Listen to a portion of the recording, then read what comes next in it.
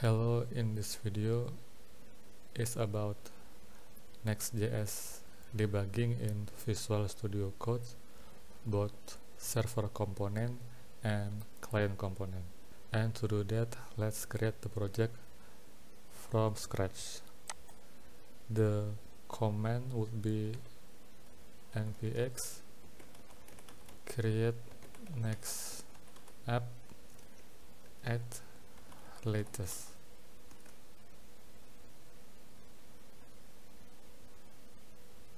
For the project name, we'll use Next.js debug. And for this option, you can use your own preference, but for me, I will use the default one.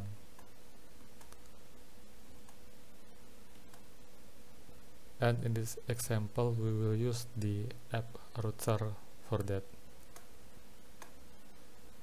Now let's waiting until the project is initialized.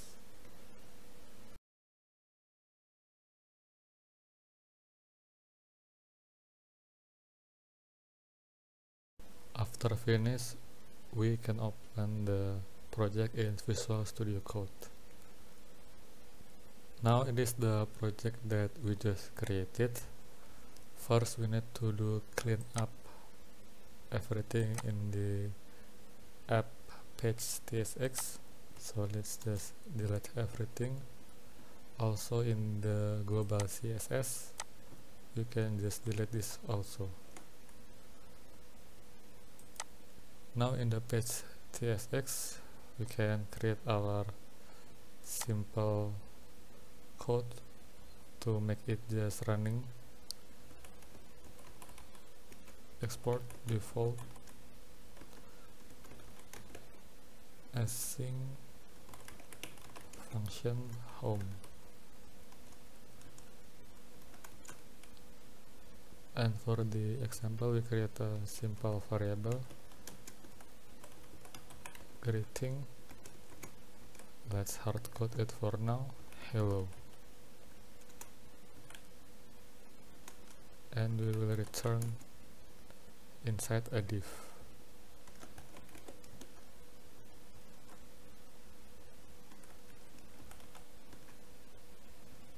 Now let's test to run this app. We can run with npm run dev.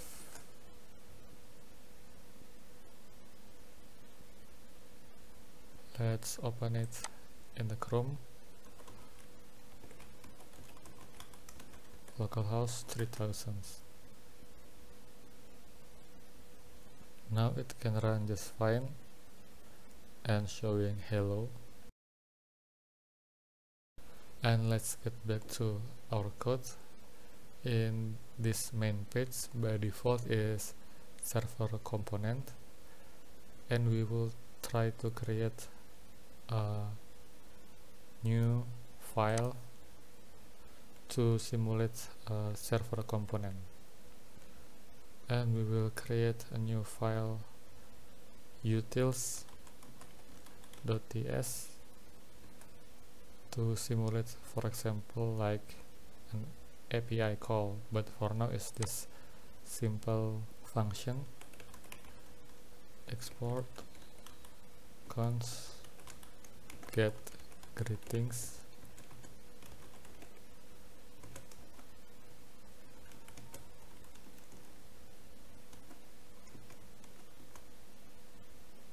And in this function, we will just return a string of hello coding. And now we will call this function in our page. So we will remove this hard string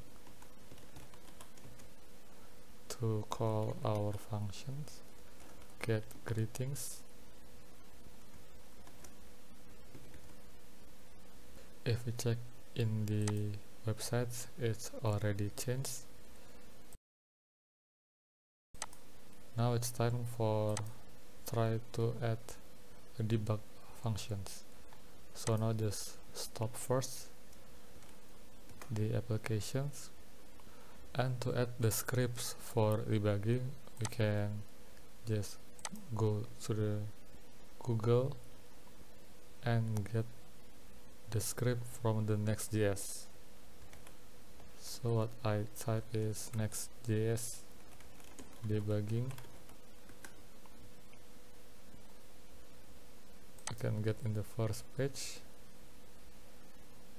and here is the settings that we can copy. So I just copy this one, and in our Visual Studio Code you can click Run and Debug button and choose Create a Launch JSON file and select Node.js as a debugger, and it will create a new file or scripts. Now we can paste what we copied earlier, and to make it more simple, I will change the name from this one to be a server, and for client-side debug to be just client, and for full stack currently I don't need it, so let's just do it to make it simple. Now we have our script for debugging ready, so let's try to put a breakpoint inside the utils, for example in here, and just run the debugging.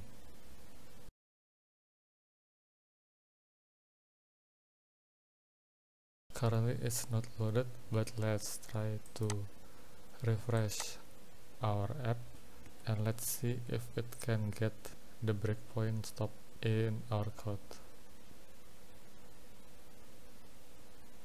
Now we can see that the breakpoint is stopped here, so it works. To continue, just press continue or F5. If we refresh again, it will hit the breakpoint again. Now we can see that it is hit the breakpoint again, and that's it for the debugging on the server side. The next step, we will try to debugging on the client side. In order to do that, we will create another file, another component to simulate a client-side application. So inside the app, we create a components folder. Inside the components folder, we create a counter for testing. What this component do is it will have a button, and after we click, you can see the counter to add for each click. So let's create the function export default function counter. We will use state in here to keep the variable count and set count.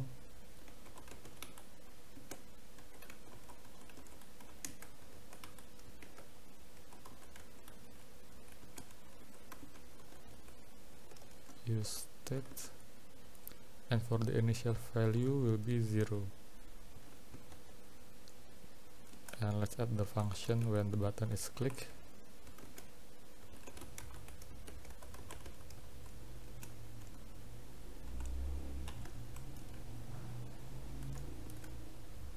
We will call a set count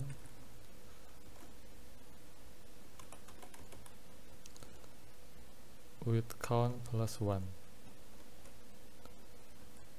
and finally we can return a div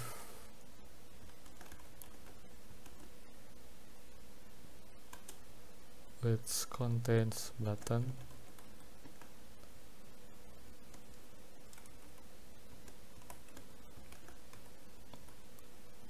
and add a event handler on click, which call our function handle click. Let's name the buttons add count, and below the button we can add a text to show the count.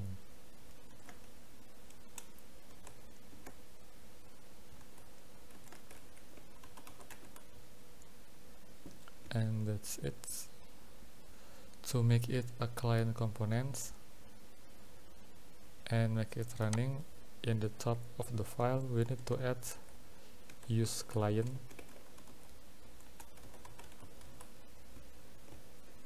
So Next.js will know that it is a client component because in this file we already using useStage, which is only available in the client side. Now let's call it in our page. Let's add another div and put this inside, and below the greetings we can add our component counter.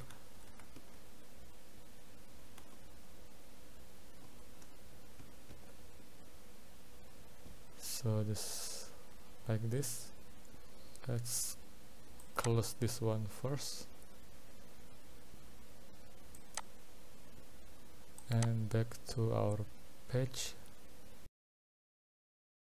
First we can try with a normal run command, which is npm run dev, and we can put a breakpoint in the counter, for example when the button is clicked, so we can set the breakpoint here. To debug on the client side we can choose the client script and run. When it runs, it will open a new Chrome window, and when we click the button it should trigger the breakpoint.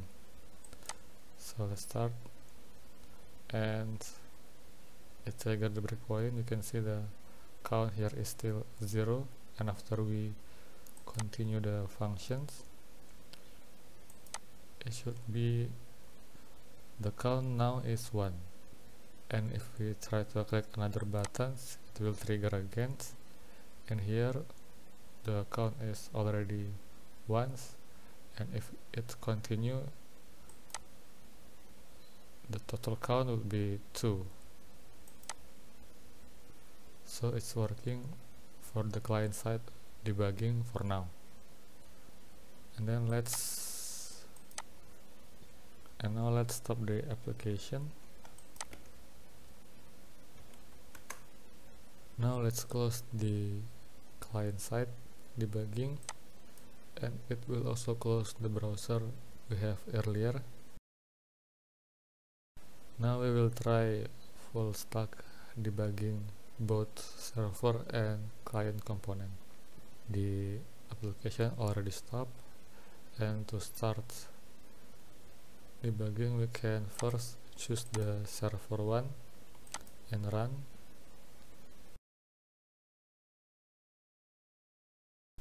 The app already running. Currently we have 2 breakpoints, first in the counter client side and second in the utils, which is server side. Now after server running we can try to run the client one, which will launch a browser, and it will trigger the one in the server side. So for now just click continue. When we open the browser we can try to click the button and it will trigger the debugging on the client side. From here we can see in this toolbar there is a client or server, and we can see that server is not stopping and in the client side is stopping in here, so we know which sides the debugging is running or stopping. So now we are in the client side and we can just press continue on these ones, and that's it for debugging Next.js on server side and client side component. Thank you for watching.